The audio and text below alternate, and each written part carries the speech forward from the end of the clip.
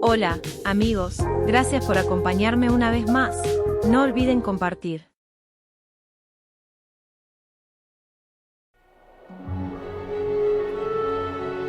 I've felt Patagonia calling me for a while now, drawing me all the way south to its wild, rugged environment from thousands of miles away, as close to the bottom of the world as I've ever been.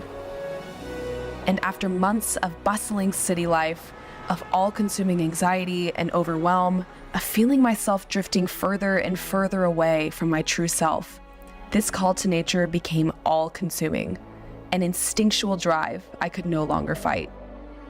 So I surrendered to the call. I surrendered to the joy, the peace, and the inevitable challenges that will undoubtedly accompany this once-in-a-lifetime adventure. Let the journey to Patagonia begin.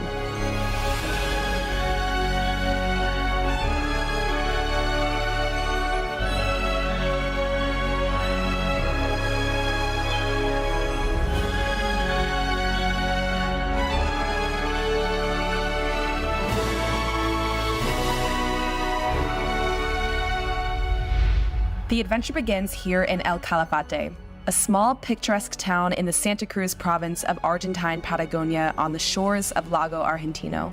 I'm here with my mom, who will be joining me on this week-long adventure that has been on both of our bucket lists for years.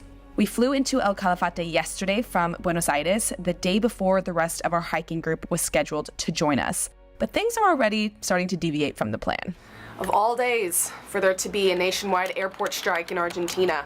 It would be the first day of our group trip, wouldn't it? There have been rumors that this was going to happen for the last couple days. We're all kind of hoping that the strike would just magically not happen, but last night at 9 p.m. sharp, everyone who's still in Buenos Aires, their flight got canceled. There are pretty much no flights flying in or out of Buenos Aires, and I think all over Argentina. I'm not 100% sure, but we are now having to push our trip by a day. Everyone rebooked their flights last night late, so fingers crossed that everything goes to plan and they're able to get here to El Calafate in time. But yeah, just never a dull moment, is there? So we're making the most of our extra day here in El Calafate, spending a few hours working at a cafe, walking around Lago Argentino, blissfully unaware that this was just the first of many unplanned challenges to come our way on this trip.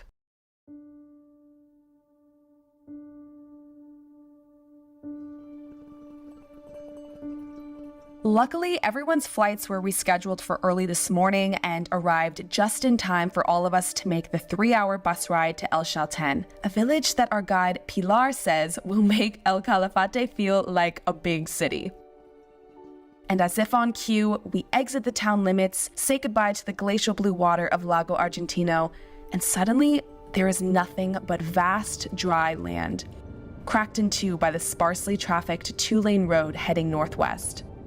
I stare out the bus window at the arid mountains in the distance, the towering boulders on either side of the road, the sudden disappearance of any form of civilization, and I feel an unmistakable sense of peace wash over me, bringing tears to my eyes as I realize that this is exactly where I'm supposed to be.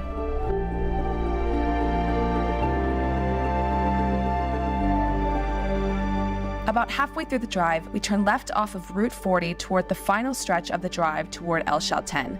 But nothing could have prepared me for what we were about to witness. Wow!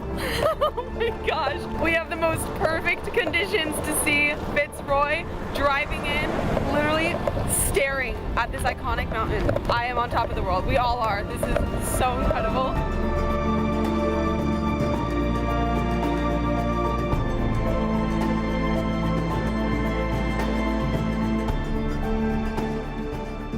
We finally arrive in El Chalten, a tiny mountain village in Los Glaciares National Park.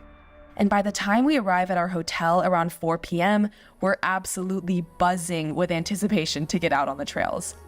And within minutes, we're making our way through El Chalten toward our first ever hike in Patagonia.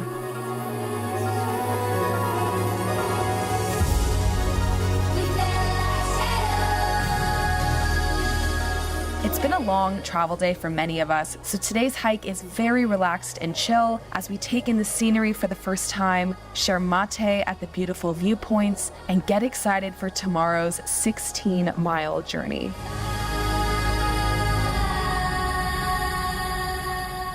Dinner tonight is at La Cerveceria, one of El Chalten's most beloved establishments. And the moment you walk inside, you instantly feel at home with its cozy, charming atmosphere and food that reminds me of my grandma's cooking. Exactly what we need to prepare our bodies for tomorrow's journey.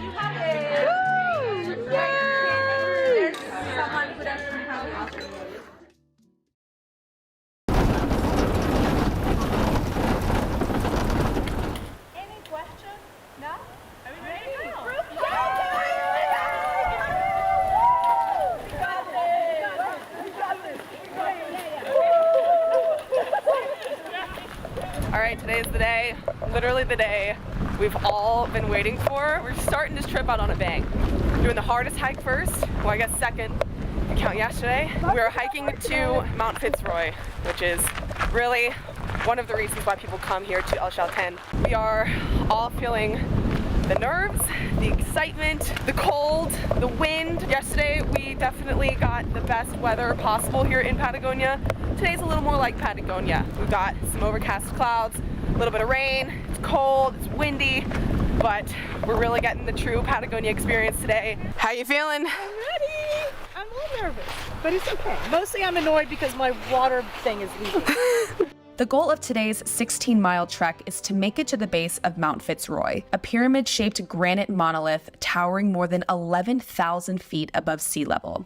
Unfortunately, there is a pretty good chance of rain this afternoon and the clouds are already starting to roll in, but according to Pilar, Patagonia weather can change on a dime, so we're taking our chances. Conditions are crazy right now. It's starting to get really windy and rainy, but there's this beautiful rainbow that's super low. It's encouraging us. It is, because it's starting to get interesting for sure. The radar didn't predict rain until several hours from now, but like I said before, Patagonia weather has a mind of its own, so we put our hoods up and continue the trek, which has been so incredibly beautiful so far. First, we stopped at one of the most stunning viewpoints I've ever seen. Oh my gosh! An impossibly blue glacier called Piedras Blancas. And after walking through lush green forests and filling our water bottles up in a nearby stream, we're finally ready to start the final ascent to Laguna de los Tres. We're a good amount of the way in, which means the real challenge is about to begin, because right before you get to the Laguna, we have a very vertical climb for I think about 3 kilometers. As you can hear, the climb has already begun, so wish us luck.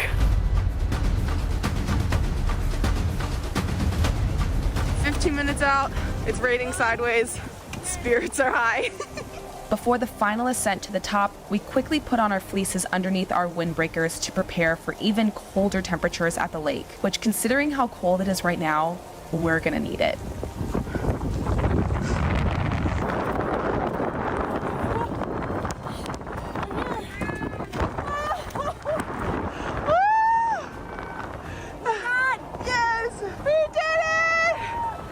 Obviously, Fitzroy is completely covered in rain clouds at this point, but considering that all of our hands and feet are completely numb with cold, we don't really care. We're just happy that we made it at all.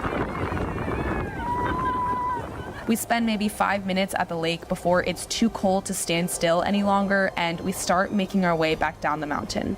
And despite the positivity and good vibes throughout the climb, we all hit our low point at different times. Mine happened during the descent from the lake to the campsite, so I couldn't bring myself to film any of it.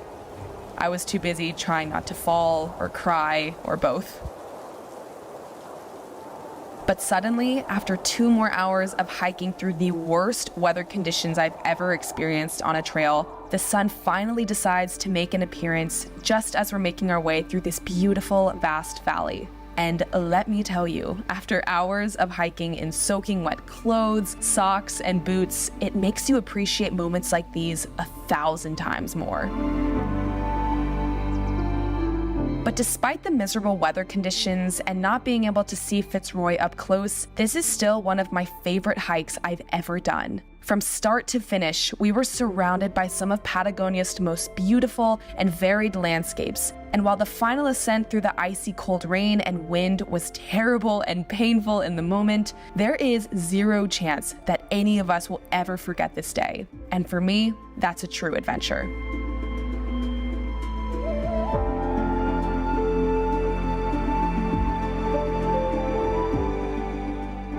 With the radar predicting gorgeous weather for the remainder of our time in El Chaltén, I naively thought that yesterday's hike would be the biggest challenge of this trip. But boy, was I wrong.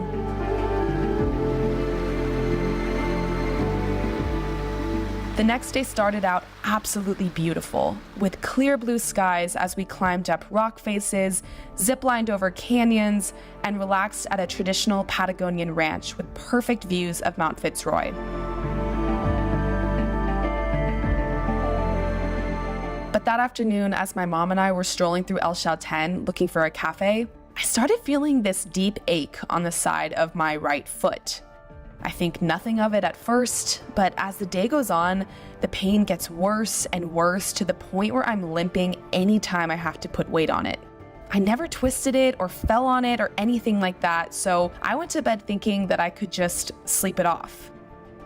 But this morning, the pain is still here, and we're about to leave on a 14-mile hike.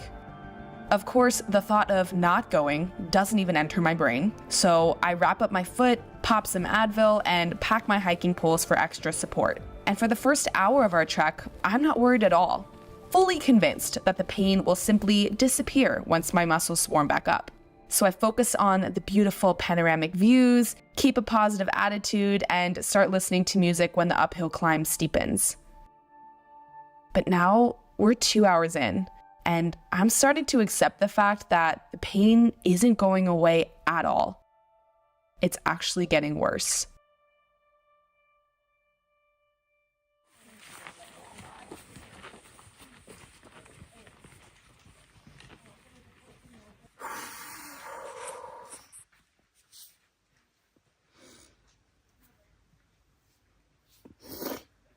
Well, it's either I keep trying to push through the pain even though it's getting worse and worse, or we keep going and then I can't continue and then the entire group has to turn around. So it's been the best interest of everyone if I just go back. It just sucks because I feel like I could run up this mountain. Like, I'm physically like so ready to go, but my foot is just not in the best shape for whatever reason. It came out of nowhere yesterday after the Via Ferrata, so I don't really know what's up with that. Really sucks because I just want to be with everyone, and this is like our last like big hike, so just disappointing and frustrating, but I can't really do anything about it.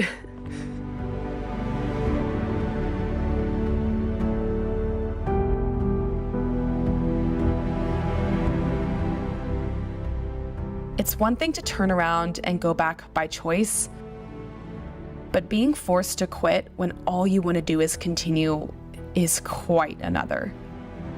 It's frustrating, it's maddening, but above all, it's incredibly humbling. But if I've learned anything from Patagonia these last few days, from the volatile weather to the rugged terrain to unexpected injuries, it's that control is an illusion, especially out here, in a place where you are truly at the whim of Mother Nature in her rawest and purest form. So there's no point in fighting it. There's no point in getting pissed off about the weather or an injury or the fact that your trip isn't going to plan. Because the truth is, you never had any say in the matter. Not here, not in Patagonia. So the best thing you can do is to simply surrender. And that has been the biggest lesson I've learned through all of this, is to stop fighting the inevitable and just surrender to nature. Because it's a hell of a lot more powerful than any one of us.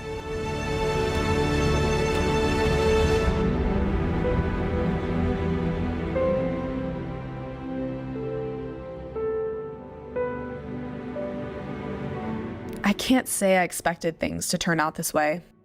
For the entire group to leave on our final hike in El Chaltén without me.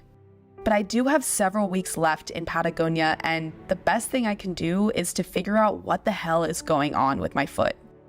So I head to the tiny local hospital in town and explain the situation to the doctor who has clearly seen this type of injury before. It looks like a fasciitis. Yeah. I don't know the name in English. Plantar fasciitis, Yeah. maybe? I had that as a kid. Okay. Now you have to put ice, Yeah, I've been like missing. stand up on the ice Okay. pad Okay, and a bit of rest and Rest. something for swelling. yeah. Luckily, it's not broken or sprained or anything like that, but I've had plantar fasciitis before, and it is something you need to take seriously in order for the pain to go away. It can take anywhere from a week to several months to heal, depending on the severity and how well you treat it. And with all the big hikes I have planned in the near future, I'm going to do everything I can to recover as quickly as possible.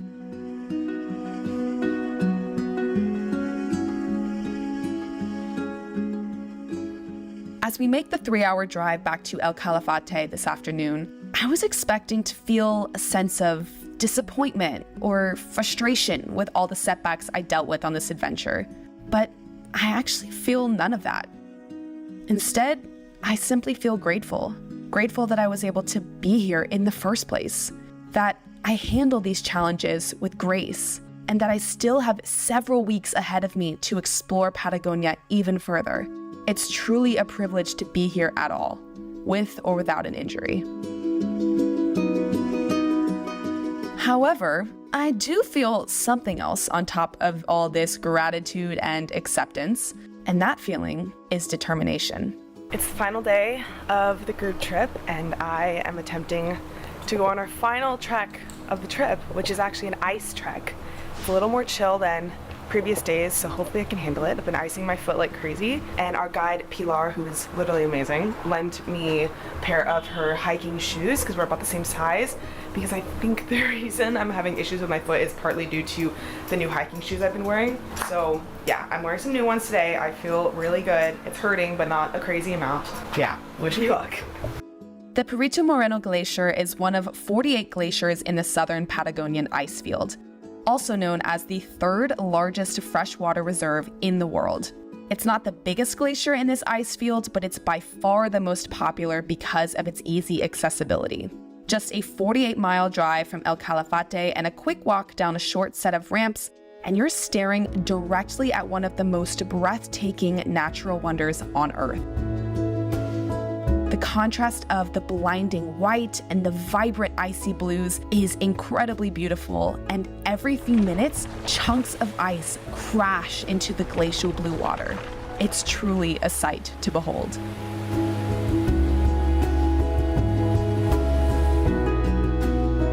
Finally, it's time to begin the adventure that we've all been waiting for. We board a catamaran that takes us even closer to the glacier. And this is when we truly realize how massive it is. The Perito Moreno Glacier is 97 square miles. And to put that into perspective, it could easily fit the entire city of Buenos Aires inside of it with plenty of room to spare. The closer we get, the smaller we feel, and I'm starting to grasp the sheer size of this glacier, even though we're just seeing a tiny part of it.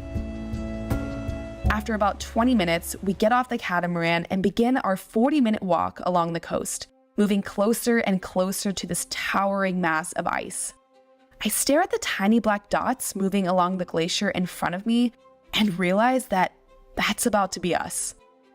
We reach a small camp where we are fitted with crampons and helmets before taking our first steps on one of the biggest glaciers in the world.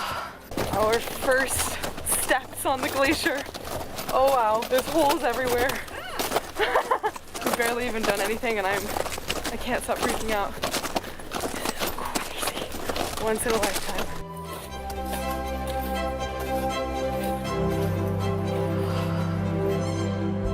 Otherworldly. That is the only word that begins to encapsulate what this experience is like. We are surrounded on all sides by towering glacial hills, deep blue crevasses and small lagoons. It's like walking through a frozen ocean.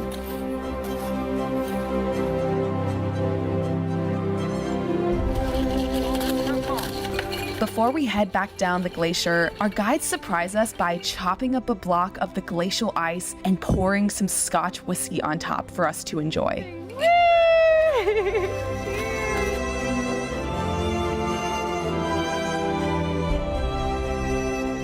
We left Perito Moreno Glacier on a high. Not only was I able to complete the hike despite my foot injury, but we all agreed that this was by far one of the coolest things we had ever done. I highly recommend putting this experience on your Patagonia bucket list. As our Patagonia group trip comes to an end, snippets from the last week begin flashing through my mind. The epic drive into the mountains of El Chaltén, sharing mate on our first hike together as a group, frozen fingers and soaking wet boots at Laguna de los Tres, being absolutely humbled by the Patagonia terrain, and sharing all of it with my amazing mom and a badass group of women who decided to adventure through Patagonia with a group of strangers. This trip will live forever in my memory, and this slice of paradise will live forever in my heart. Thank you so much for watching, and I'll see you in the next video.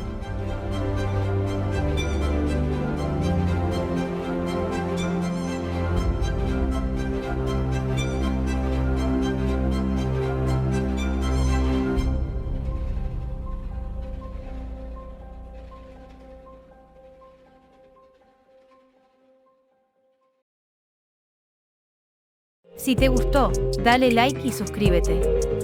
Gracias.